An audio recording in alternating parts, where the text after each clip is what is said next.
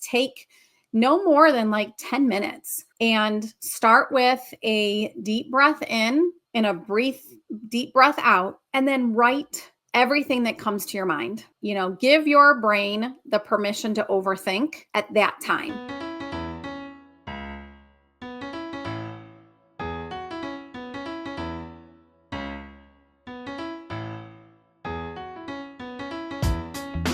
"83% of Americans identify as not very happy, which can hold you back and negatively affect your relationships and your business. On this podcast, we discuss the proven steps to happiness so you can restore balance and rekindle your joy."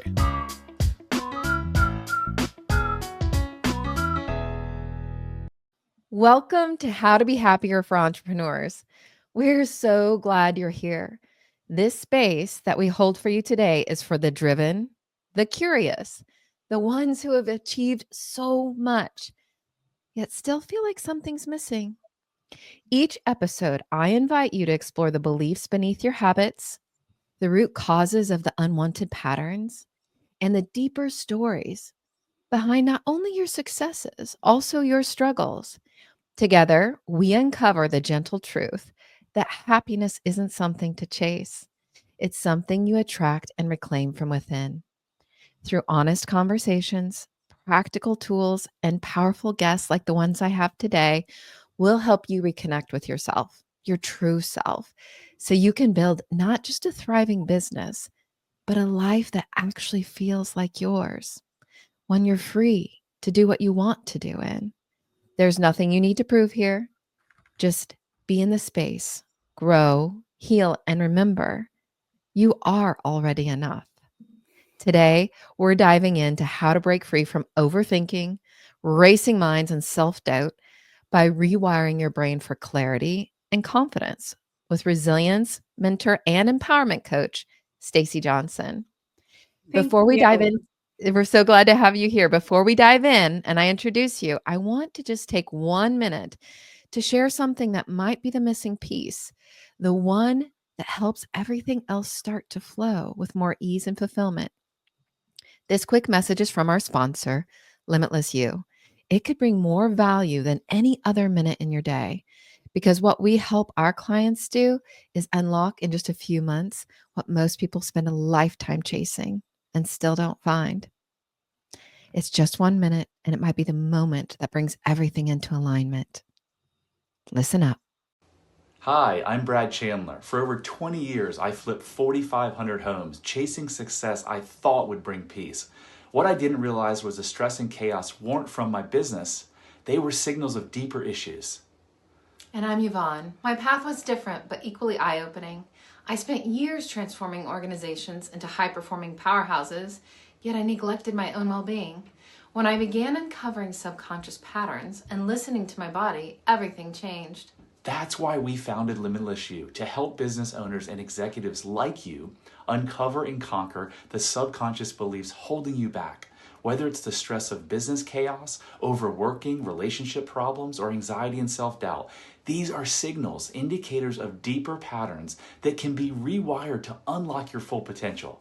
Imagine building a business that fuels your joy and fulfillment. If you're ready to stop surviving and start thriving, visit unlocklimitlessyou.com and book a free session. Let us help you build a life that doesn't just look good, but also feels good. Now let's get back to the show. Welcome to the show, Stacey. Thank you so much for joining me today. Thank you, Yvonne. I appreciate being here. I'm so excited to have this vulnerable, powerful, profound conversation with you so that you can share your wisdom, not from books, but from life with our community. So I'm going to hop right in. Okay. I want to start with the first question. Let's start with, why do so many entrepreneurs knowingly or sometimes unknowingly, right? Sometimes we know and sometimes we don't, struggle with overthinking and self-doubt? Why do high performers and really smart people like you, me, and all those listening, who often actually look like they have it all together, still get trapped in these mental loops? Yeah, good question. And, I have been working with women for a while now, and I myself have had this come up for me. I didn't even realize I was overthinking until there was one day when I like walked up my stairs and I'm like, why did I come up here? And I'm like, and I kept thinking, I am too young to be experiencing any kind of, there was dementia in our family. So I was like, there's no way that I could be showing the early signs of dementia. But why can't I remember what happened? And so that is part of that overthinking loop. It gets in the way of us being able to remember sometimes what are we doing? And it's that our brain doesn't shut off. And high achieving women sometimes don't even realize it because they're always doing. They're doing. If they're, career driven, maybe there are career driven and, a mom. So there's just this masterful, like we're just have the schedules of everybody that we're doing. And it just happens that we tend to overthink everything that's been happening. Sometimes it's just our brain is so full of everything that we're doing, or sometimes we can fall into this, overthinking loop in regards to thinking about the past conversation that maybe we ended a meeting, or maybe we had a conversation with a loved one, and then we walk away and we're like, oh, and our self-doubt starts kicking in, or some other, thoughts about that conversation of what we could have done differently or what we could have said differently. And that becomes a part of our overthinking loop. And Absolutely. sometimes our internal messages, our own, critical part of us, because that can be part of that overthinking loop, is that those messages that we hear from ourselves. Absolutely. And I will say, whether you're a woman or a man, this is happening to you. So I know so many of our clients at Limitless You have faced the racing mind and the overthinking. And it stems back to a couple of things that we try to help people get rid of. The three things, if we can get rid of: fear, judgment of self and others, and self-pity. Right? Mhm. They get us trapped in that loop because we get into this fight or flight where we like, oh my gosh, I really have to get this right. Although we might not be consciously thinking we might die, our subconscious mind is, right? And we get so focused on something that usually isn't real, and it's just a thought in our head, conditioned from when we were younger. So I want to talk about your experience, Stacey. You've gone through incredible loss Mhm. and still emerged as a grounded guide for others. When you went through your loss, what limiting beliefs did you personally have to confront? What ones did you discover? Like, did you know the whole time? How did you discover it? And then how did you realize that it was an untruth and it wasn't serving you anymore? Good, very good question. And yeah, the one limiting belief that kept coming up for me was that, one, I did something wrong, or I wasn't maybe good enough, or I wasn't a good enough wife when my husband passed away. Like I should have done this. I should have, done something differently. And I had listened to a grief podcast, and she was talking about how, living in those questions of should I have done this, or could I have done this, wasn't serving me. And that reminded me of because I was a therapist for 25 years. So it reminded me of all the training that I've had. And I'm like, okay, let's double down on this and what is true. And so, getting myself grounded with using mindfulness every day helped me start to ground myself, start to help me, identify what is the truth. And so many things that we overthink or can trigger those limiting beliefs are things that we can't control. And so I also started to recognize like there are things in life that happen to us, like a significant loss. And I could not have changed the outcome. I was not in control of that situation. And so I started to focus on more of what I could control in that moment. So when I had a limiting belief come up or a question of like, could you have done this? I rephrased it of like, what can you do right now? And Absolutely. And what it's so common, we have helped hundreds of clients, and our teachers that we studied under have helped thousands across the globe. And it usually does come back to some flavor of I'm not enough. Like yours was, I wasn't a good enough wife. It could be, I'm not rich enough. I'm not successful enough. I'm not handsome enough. I'm not pretty enough. I'm not whatever it is. And it's an untruth that we tell ourselves because of our conditioning, not just from childhood, also from everything that we see in mhm, social media and in what our friends share and what they don't share. That's why vulnerability is such a superpower. So people know that they're not alone. One of the things that I think you touched on that I want to pull the thread on in this next question is control.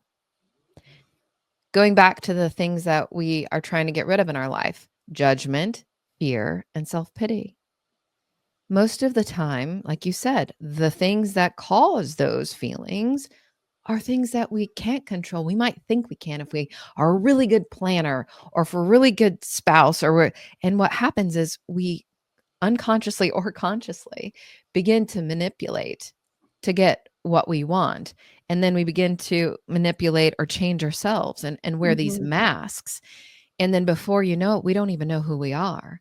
When I ask people, well, we want to connect to your authentic self and love your authentic self. And a lot of people are like, gosh, I don't even know who that is anymore. Because like you, like me, many of our listeners are juggling parenting, business, internal chaos, and they're not even realizing that their nervous system is dysregulated because it's quote unquote normal. right. Right? But normal, because you see it all around you and everywhere you look and everyone you talk to, doesn't necessarily mean that it's healthy. So, what's one telltale sign that someone's nervous system, although maybe normal around the people they're around, is stuck in fight or flight? What's a telltale sign, and what's one tool that's practical that you would advise our listeners to use to calm their nervous system and get grounded? Yes. So, the nervous system, because it is connected to, yeah, the fight or flight. And the fight or flight is, a signal coming from something that we perceive, again, like you talked about, that fear. And so, our thoughts can increase our fight or flight, triggers around us, the environment. And so when our nervous system is dysregulated, it can cause many different physical symptoms, but I always say, like, if you feel like you are getting a good night's sleep, but you are still waking up and feeling tired and not feeling like you've rested and you just feel like you could take a nap in the middle of the day, that is your nervous system definitely dysregulated. And then tons of people walk around with like headaches or these muscle strains, and they're like, oh, I slept wrong, or I always have headaches. Well, those physical symptoms are your nervous system trying to tell you there is something going on and we need to take care of it.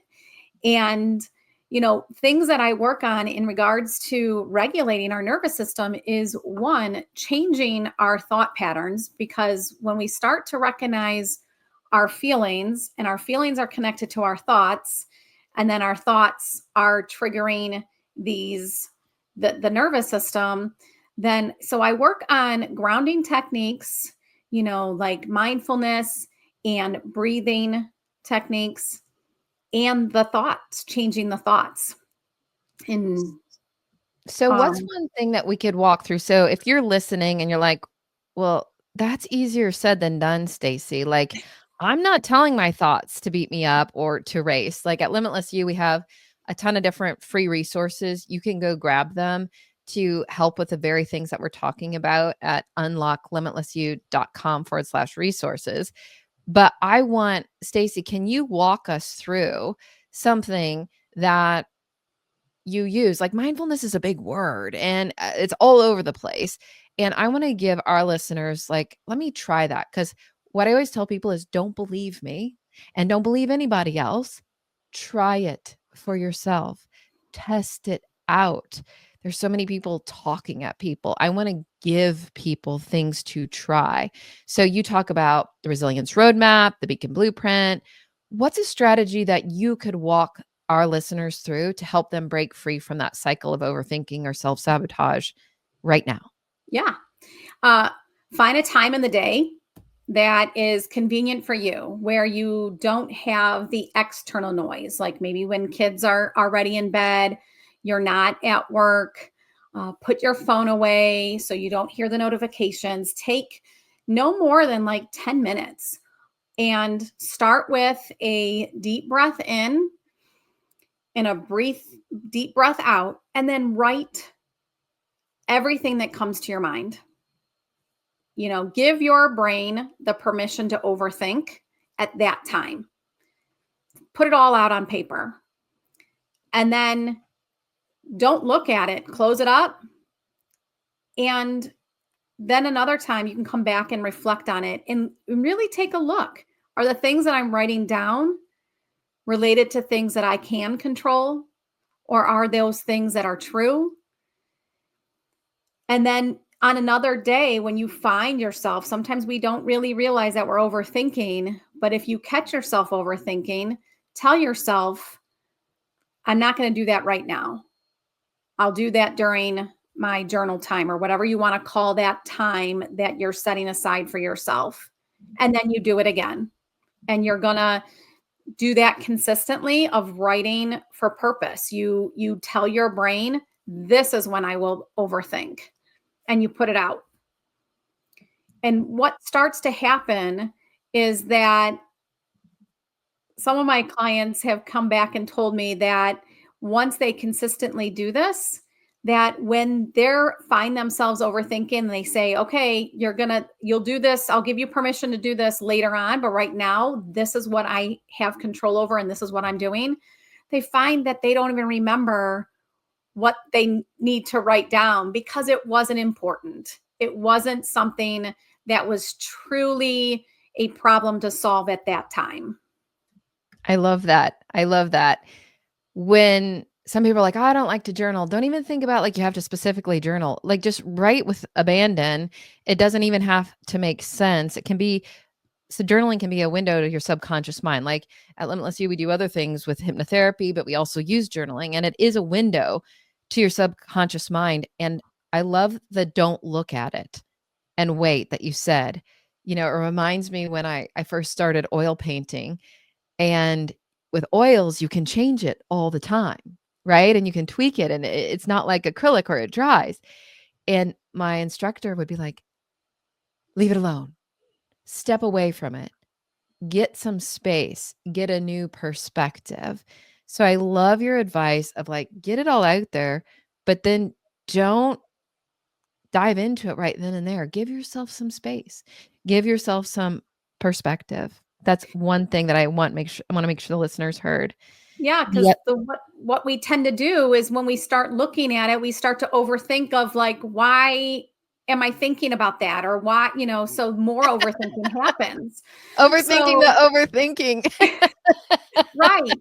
So closing it up, putting it away for the night. Yeah. Give yourself some space. And then the next time you can look at it again and be like, what, do I really have control over anything that I'm writing? Because a lot of times that's when we start to realize how much of our thinking is related to things that are, one, not true, or things that are out of our control.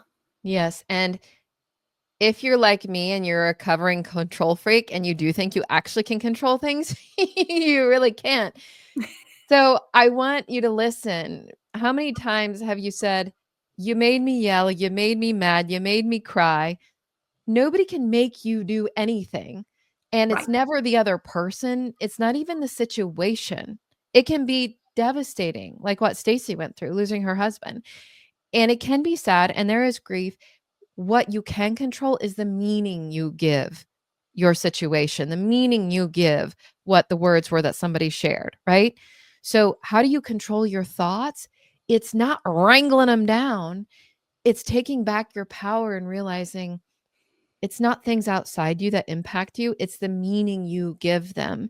And through practice, like Stacey just said, consistency in an approach that works for you, whether it's journaling or doing something else, consistency. I love that. One more thing that I want to pull the thread on before I go to my next question.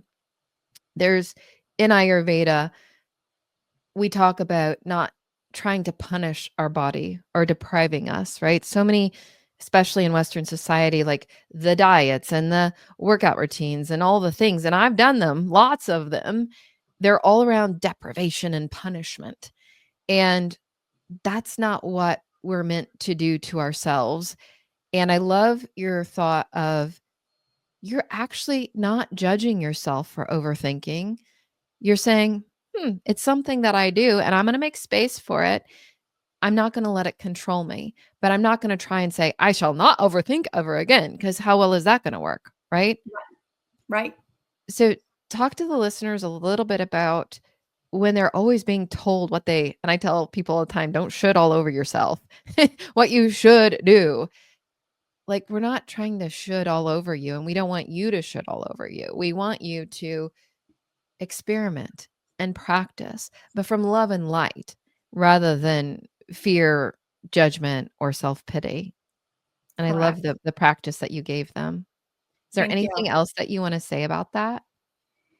Yeah. I mean, the other thing that I work, I self care, part of self care is giving ourselves that grace. And so, I start the day with, looking at what I'm grateful for, because again, our brain likes to overthink the things that are not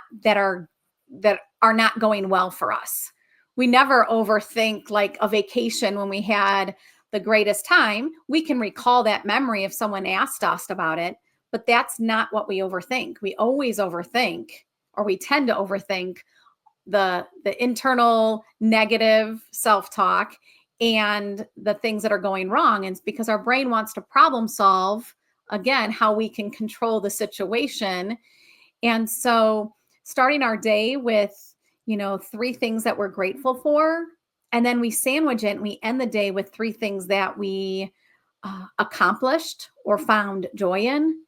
And then it's again retraining that brain to focus more on things that are going well versus the things that are not going well. Absolutely. There's so many things that I want to touch on real quick with that. We are built to survive. That's why our species has survived, right?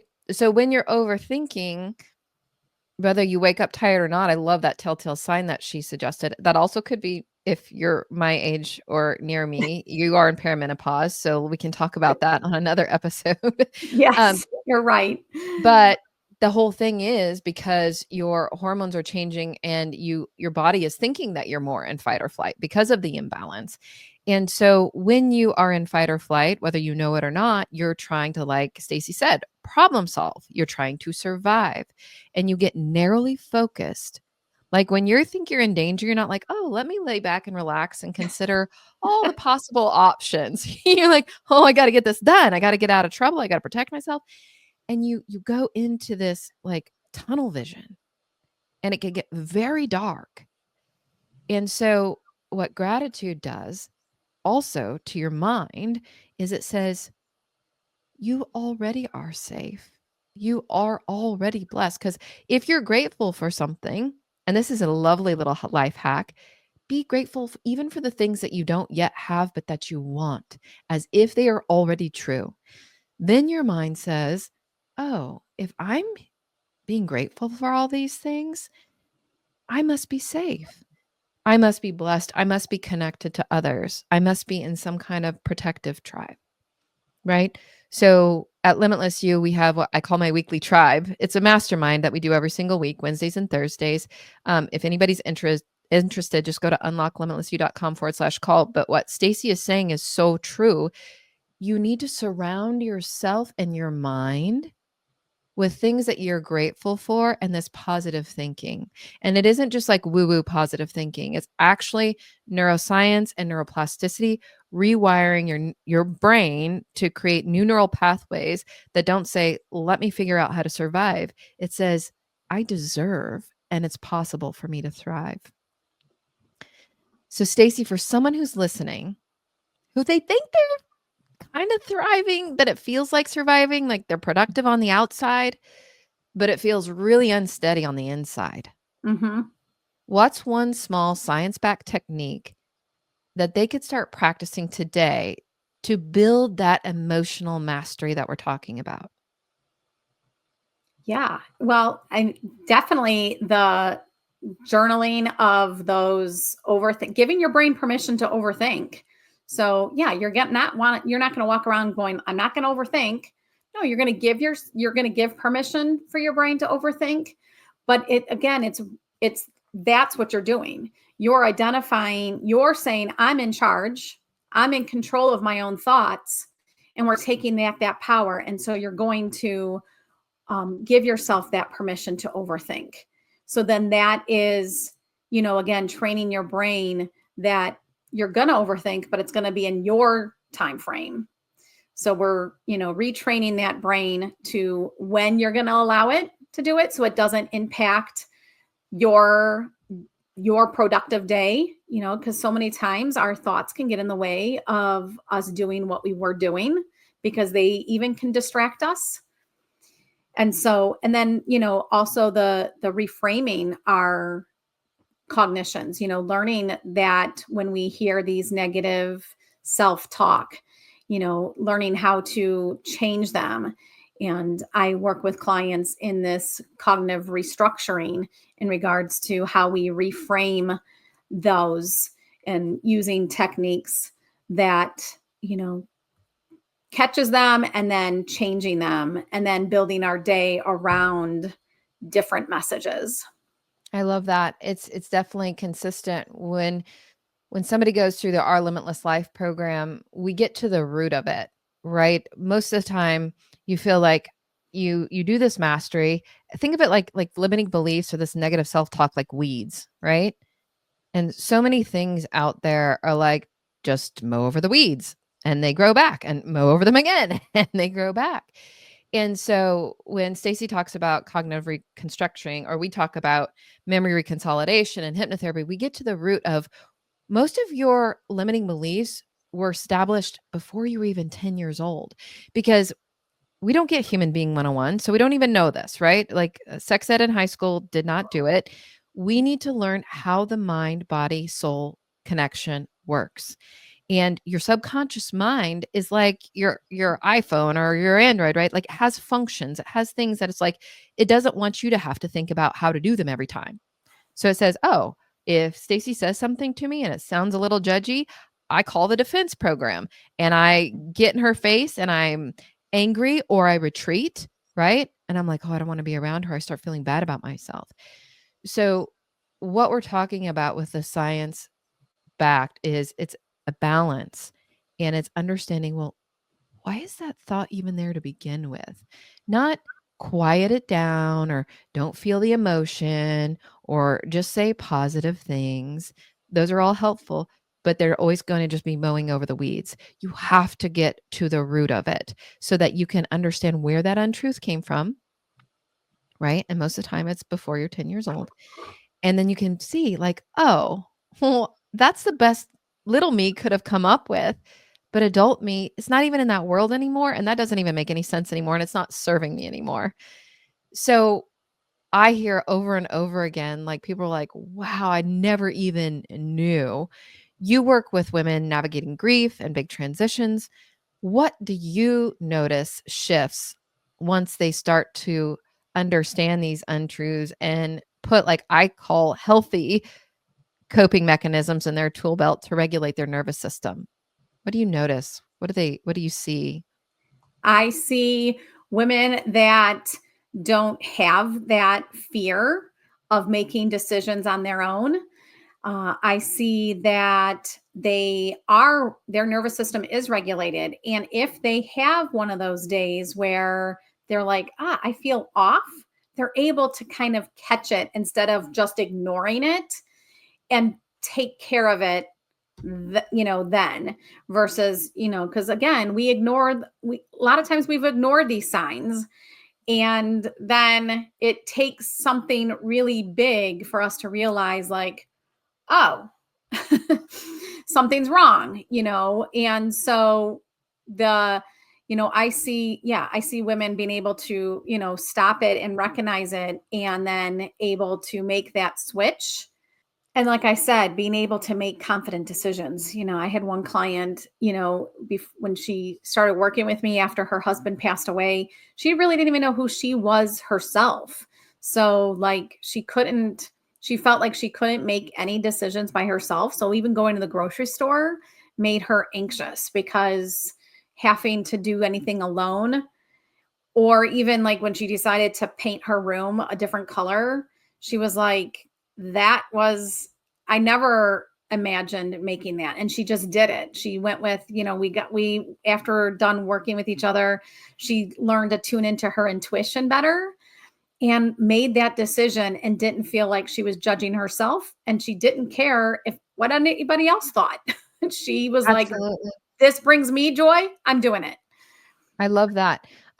One thing I would say, if you're listening and you know somebody like that, or maybe it's you're grappling with bigger decisions and you're doubting yourself, or you're judging yourself and you're starting to feel anxiety or any kind of discomfort, and you're turning to negative coping mechanisms, whether it's drinking too much, binge watching Netflix, you know, whatever it is, whatever your vice is to try and distract yourself. What I'd say is, don't fear the emotions. They're information, right? Mhm. You Yes. weren't taught about emotions, most likely. Right.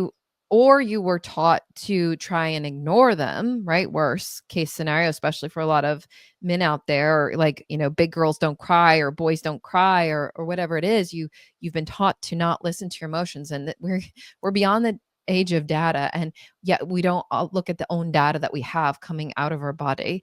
So what I would say is, think about, what is it that I'm feeling? Where am I feeling? I put something up here. If you're looking at this, we have something called the Joy Regenerator, and it kind of outlines a lot of what Stacey's talking about. It's just our version at unlocklimitlessyou.com/joy.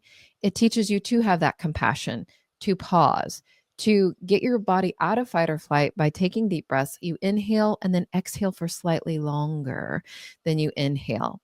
You get to, like, well, why am I feeling this way? What am I thinking? And then, is it true? And then we give you ways to communicate to people, right? Because a lot of times, even if you don't think it's true, then you have anxiety over communicating, or you don't feel like you're enough, or like they're going to think, you're too needy, or you're too pushy, or you're too whatever. Learn to communicate. It will make you feel better, and it will actually bring you closer to the people you want to be closer to. Right? So you're not alone. You don't have to like worry about decisions, because I want you to put your energy into what serves you instead of what doesn't, like Stacey said at the beginning of the call, right? We think that worrying or anxiety or stress is going to, sometimes people call it the entrepreneurial edge. And I say, well, no, it's the entrepreneurial fast highway to your early grave, right? Because it's causing inflammation in your body, low grade stress, which leads to cancer and other things and disease. So it's not your edge. It's, even though maybe it's always been in your body, or you've been around people, it's always been in their body, it doesn't have to be there. And whether, you reach out to Stacey, or you reach out to Brad and I at Limitless You, reach out to somebody you trust, because decisions, when you are tuned in, can come easily and effortlessly and intuitively. Stacey, it's been such a pleasure speaking with you today. Where can our listeners go to connect with you and learn more about your coaching programs for resilience? They can, my website is, staceyjohnsoncoaching.com. And I'm also on, Facebook, TikTok, LinkedIn, and I've just recently started a YouTube channel as well. Perfect. So we have it on the screen here and we'll put it in the show notes. Definitely reach out to Stacey. And if you don't reach out right away, at least try the journaling today. See how that works for you. Because I know you're listening, and most of our listeners, including myself, sometimes we get stuck in that overthinking loop. So if you or someone you know is feeling stuck, or you're feeling like you have a racing mind, overwhelmed, you don't have to carry it all on your own shoulders. Reach out to someone you trust, whether it's Stacey, me, or someone else in your corner. My advice is just don't wait. Don't wait until the business is doing better. Don't wait until your kids are out of college. Don't wait until you find that perfect person. Don't wait. Life can get lighter. Life can get easier and better. And it can start sooner than you think when you unlock limitless you. So Stacey's joined us today, and Brad and I are on a mission to help 1 million people to heal and thrive, but we cannot do it alone. If this episode stirred something in you, if there's something growing and you're like, I want to see where that goes, please share this episode with someone who needs it. If you feel like you're called to, like it, rate it, leave a review. Everything that you do helps us in suffering and expand joy. And that's why we're here today. So Brad and I invite you to take the next step. Share the episode. Book a free discovery call at unlocklimitlessyou.com/call. Reach out to Stacey at staceyjohnsoncoaching.com. These are all powerful opportunities to explore what's possible when you're supported by people who truly see you, believe in your potential, and walk this path with you. If you need anything, all the links are in the show notes. Until next time, may the light in me help the light in you shine even brighter. Thanks so much for being with me, Stacey, today. Thank you. Hit subscribe if you don't want to miss out on more life-changing content. And if you're struggling, you don't have to. Go to bradchandler.com/contact. There, you can join the Facebook community of like-minded entrepreneurs, and you'll see a button to schedule your freedom and happiness call. See you on the next episode.